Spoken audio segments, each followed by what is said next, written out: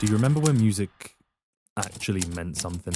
There was a time when bands would scream about real-world issues, where music would speak for the art itself. Now it's all who has the most Spotify listeners and who has the dirtiest breakdown. And now we've got bands that wear masks. Like, not metaphorical ones, actual masks. And they don't speak, they post cryptic bollocks on Instagram, and then suddenly they're worshipped as musical messiahs. I mean, how did this all happen?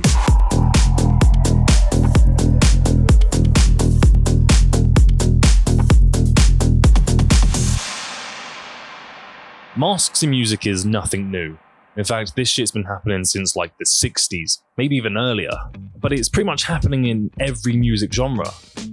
Rock, metal, country, EDM.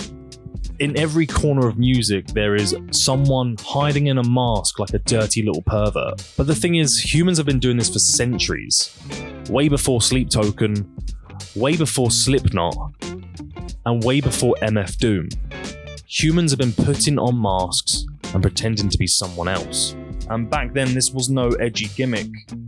It was the entire point. So if you really want to understand how we got here, you've got to go all the way back.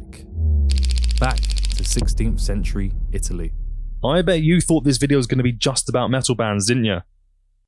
Ha. I have a confession to make.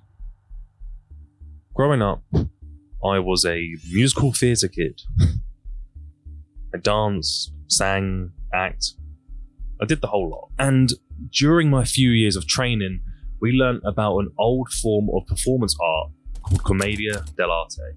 It's a type of theatre where all the actors wore masks, not to hide who they were, but to become someone else. You had Zanni, who were the silly servants, the Vecchi, who were the weird wealthy men, the innamorati, who were the overly dramatic lovers, and finally, Il Capitano, who were, as the name suggests, boastful captains who talked the talk, but folded like a deck chair when shit got real. So why am I telling you this? Why am I sat here sweating my nuts off talking about some old Italian theatre when I should be talking about breakdowns and gent pop? Because this is where the whole idea came from. The mask wasn't about hiding, it was about revealing. You didn't care about who was underneath. You cared about the role, the performance, and that concept stuck. Now, fast forward a few hundred years and it's the same thing again.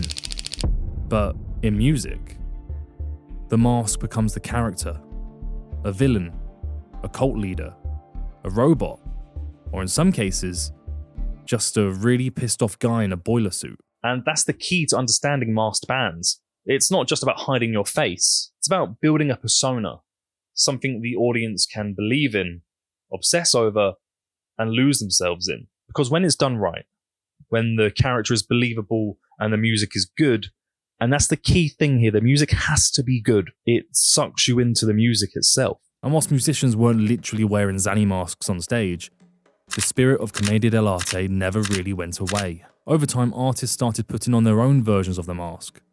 Sometimes metaphorical, sometimes very much not. But it wasn't until the 70s that someone really took this idea to the extreme. That's the 1970s, by the way, not the 1670s, because, well, I don't really think they had electric guitars back then. There were no names, no faces, no egos, just four weirdos in tuxedos with giant eyeballs for heads.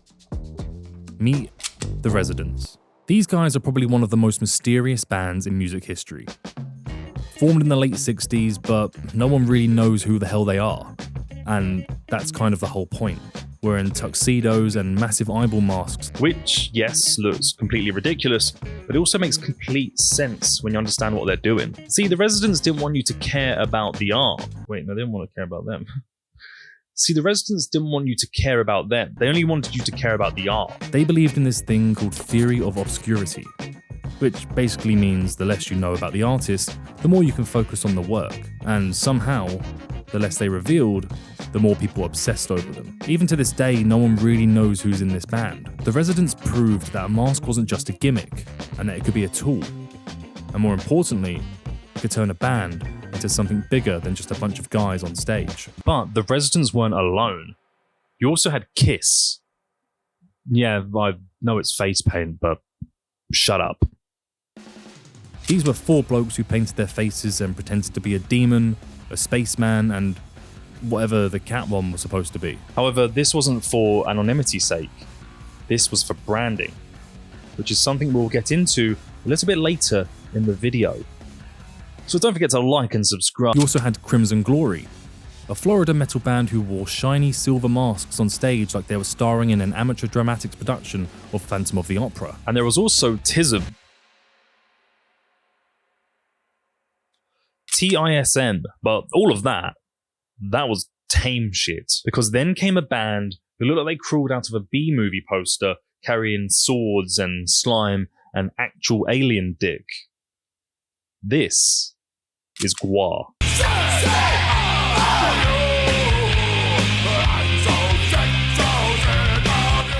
Now, GWAR took this whole masked band and performance art thing an even bigger step further. Yeah, they had the costumes and the lore, but it was the actual performances themselves that made them a cut above the rest. If you went to a GWAR show and didn't go home covered in fake blood from a decapitated politician or the alien jizz from their vocalist Odorous Urungus, then you didn't go to a GWAR show. They'd fight giant monsters on stage, feed fans to a giant worm called the World Maggot, and play thrash metal in between like it was just another Tuesday.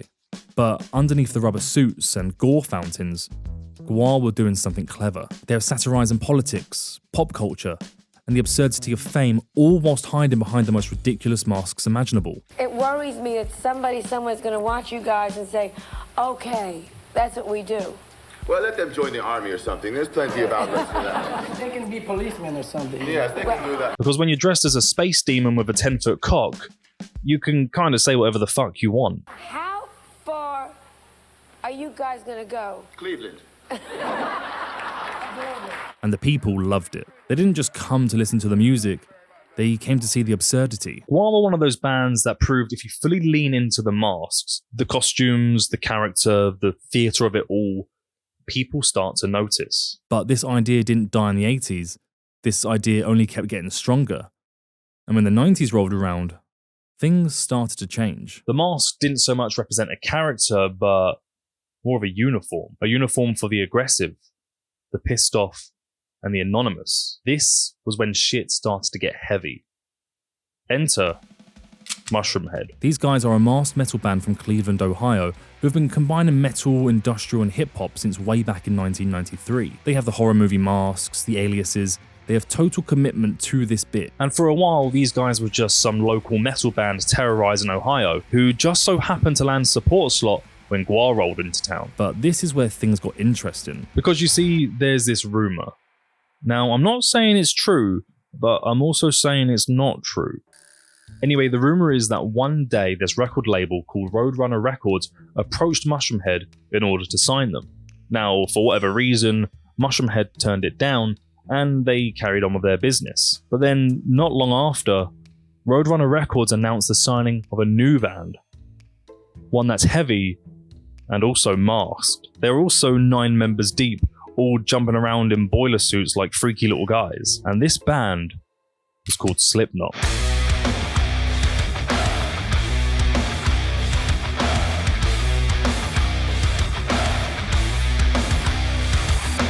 Now, ask any member of Slipknot why the masks. They pretty much all tell you the same thing. Sean Crahan, the guy who wears the clown mask, wanted to wear the clown mask he had since he was 14 on stage. Something about it being a symbol destined for his life or whatever. The rest of the band were against it, but then realised how weird it would be if only one guy out of the 9 was wearing a mask, so the others followed suit. Although Wes Borland had been dressing like a freak with Limp Bizkit for years prior, and they seemed to do pretty well. So I don't know. Anyway, the rest of the guys in Slipknot decided to wear masks that represented their deepest fears, or some profound bollocks like that. And the rest is history. Now, Slipknot's fame shot up to the stratosphere when they released their debut album back in 1999, leaving Mushroomhead in the dust. And now when you think of masked metal bands, you probably think about Slipknot more than anyone else. Now, I'm not saying that Slipknot stole anything, although members of Mushroomhead did think that for several years. But when two masked bands show up to the same party and suddenly one of them skyrockets up into MTV rotation, people start asking questions. And whether this is just coincidence or a corporate label trying to cash in on the next big thing, this is the moment where the mask started to feel a little less underground and a lot more marketable. But let's be clear here. Slipknot in their early years were anything but corporate slop. These guys were fucking terrifying, and for most of the general public, nothing had ever been seen before. 9 men in grotesque masks and boiler suits going batshit crazy on stage with a baseball bat, hitting kegs and whatnot. There's a reason this all got so popular. I remember when I first found out about Slipknot when I was 12, scrolling through my friend's Bebo page where he posted the live video of Spit It Out.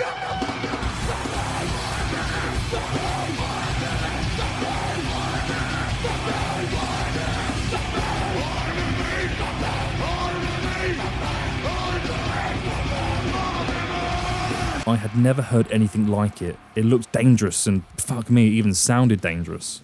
Watching these guys in masks beat each other up, whack the shit out of anything on stage, becoming completely immersed in the masks they wore. From then on, I was completely hooked. And that's probably the same for a lot of people. And even though some people would call it a gimmick, Slipknot made this gimmick feel real. So now that Slipknot made masks popular, and made people realize that they had a weird fetish they didn't know about, masks were popping up in all corners of music, and not necessarily just metal. MF Doom wore a chrome mask and rapped like a comic book supervillain over jazz beats and cartoon samples. It's the beat. You hear it in his sleep sometimes. Blare it in your Jeep so your peoples can stare at them rhymes. His reasoning was simple. In an era where hip-hop was starting to become all about an image that you could sell instead of the sound, the mask allowed the music to be the star. Hip-hop started to be more of a money-making thing. Then you get these corporate ideas where you want to put what it looks like to sell what it sounds like. But we dealing with music. So what I did was I said, all right, look, I'm going to come with the angle of it don't matter what I look like. You know, it don't matter what the artists look like. It's more what the artists sound like. So the mask really represents the whole, like, to rebel against the trying to sell the product as a human being, you know what I mean? And this here is Orville Peck, a country singer with a fringed leather mask that covers half of his face. Now, Orville is an openly gay and unapologetically flamboyant man, yet his mask isn't about theatre or hiding something, it's freedom. By hiding a part of himself, he's able to become more himself. Because let's be honest, he is participating in a scene that doesn't always accept people like him. And then there's New York City's Imperial Triumphant, who are a sort of avant-garde black metal jazz fusion band. The whole point is that they represent the city from whence they came. Their gold masks look like they've come straight from Wall Street, embodying the feeling of a cold and decaying city. Their entire aesthetic is built around this twisted image of luxury and urban rock. And their masks are the message. A lot how in Commedia dell'arte, the masks represent the type of character. Look at me bringing this back full circle. I bet you thought that bit at the beginning was irrelevant. Same goes for Daft Punk too. Two French... Sorry, got something in my throat. Two French producers who like to dress like robots. Their whole thing was detachment. No egos, no faces, no frontmen, just machines making music. Once again stating, like most artists who wear masks do, that they want the focus to be on the music. To them, the masks weren't a way of marketing, they just wanted a little sci-fi glam. But that word, marketing, keeps creeping in, doesn't it? Like it's lurking behind a mask of its very own. Because even when they say that it's not branding, it somehow always finds its way onto a t-shirt. Okay, fine, let's talk about Sleep Token. I have another confession to make. Back in like 2017 and for a few years after, I was a Sleep Token fan. I don't know, maybe it's because I'm a musical theatre fan, or my love for fantasy. Either way, Sleep Token stood out to me. They weren't just wearing masks, they were building a myth.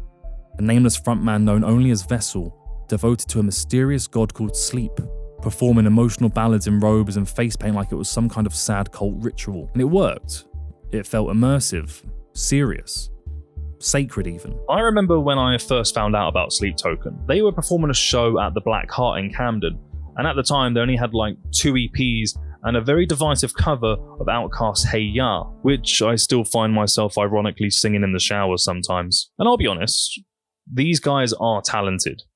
And at the time, the songwriting was unique. Vessel had haunting vocals that tickled my musical theatre heart, yet crushing breakdowns that awoken the hardcore kid in me. And this adoration for them followed for a good few years as each album release came about, and then something changed.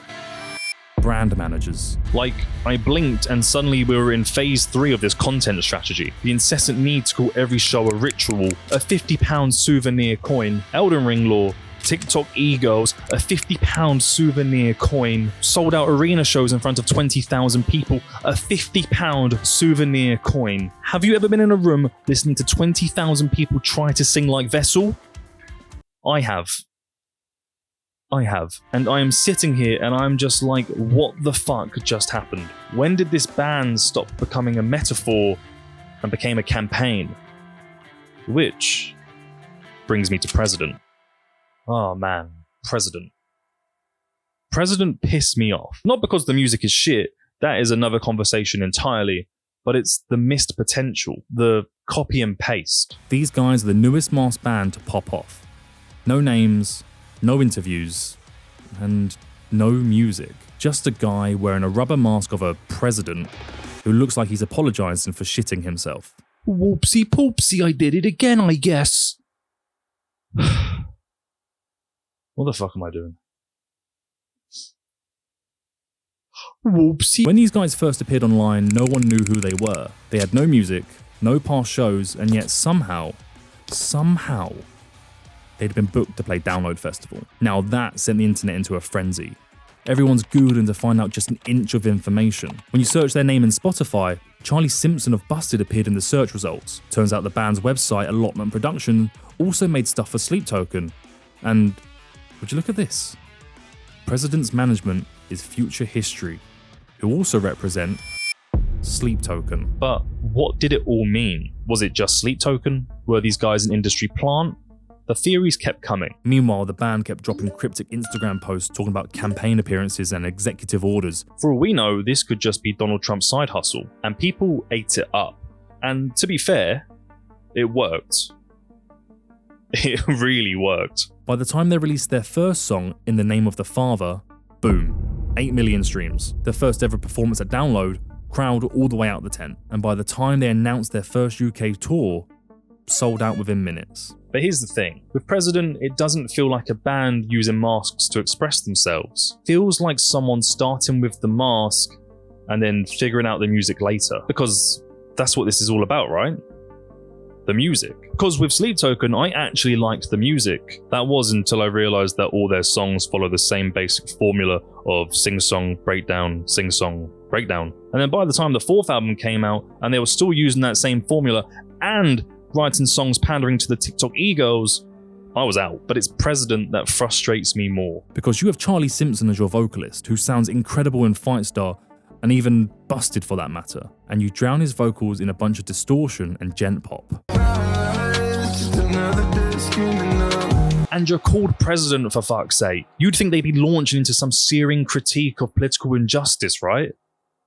Nope. Not a single lyric about corruption, inequality, surveillance, nothing. Just some vaguely dark and emotional lines that cater to the algorithmic gods that is Spotify. It's like if Rage Against the Machine forgot what they were raging about. Weapons, not food, not home, not shoes, not need, just feed the war, cannibal, animal. But hey, what if this isn't supposed to mean anything? What if the masks aren't meant to be deep? But maybe that's the problem. I keep treating the mask as if it's meant to mean something. Like every masked band has to be cryptic or profound. But what if it's just stupid? Like what if it's meant to be funny? Because that's where bands like The Hell come in. These guys have been wearing balaclavas and face masks since way before COVID-19 came along, and again, they all have aliases like Black Mist. Their music is pure UK hardcore stomp, screaming obscenities like they've just downed 10 pints and lost a fight to a traffic cone. They're loud, they're obnoxious, they're aggressively British, and they know exactly what they're doing. This is mask wearing as Parody, as piss take, as performance art with a Carling can in its hand. They can do what they want, when they want. And the best part is, the music is actually good.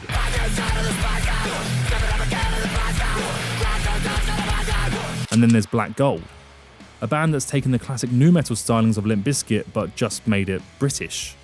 and put a mask on. Their whole vibe sounds exactly like loading up SmackDown vs. Raw. It's bouncy, it's heavy, but there's also a real sense of aura. Their whole vibe feels like they've studied everything that made 2000s nu metal both ridiculous and amazing. It's masks, yeah, but not as a gimmick, not as a cult, not as a £50 souvenir coin. Just pure energy. Nothing more, nothing less. So where does that leave us? Masks in bands is nothing new. In fact, they've been around forever. Sometimes they're used to build a world, sometimes they're there to make a statement, and sometimes they're just there because they look cool.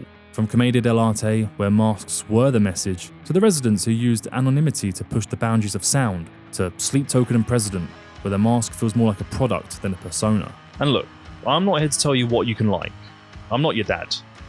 But I can be. That was fucking gross. But lately, it feels as if we've crossed a line. We've gone from art to algorithm, from what does this mean to what does this sell. And look, not every masked band is guilty of that. Some of them are doing some really interesting stuff, but you can't deny how easily it's become a template. It's worked twice before. How many more times are we going to see bands that look just like this? So next time a band turns up with no name, no face, and a bunch of Instagram posts that ask about a campaign or a ritual, just ask yourself, is this performance or is this product? Maybe sometimes a mask is just a mask, but sometimes it can be a really well-designed distraction. I've been James. Like and subscribe if you've enjoyed. Thanks for watching.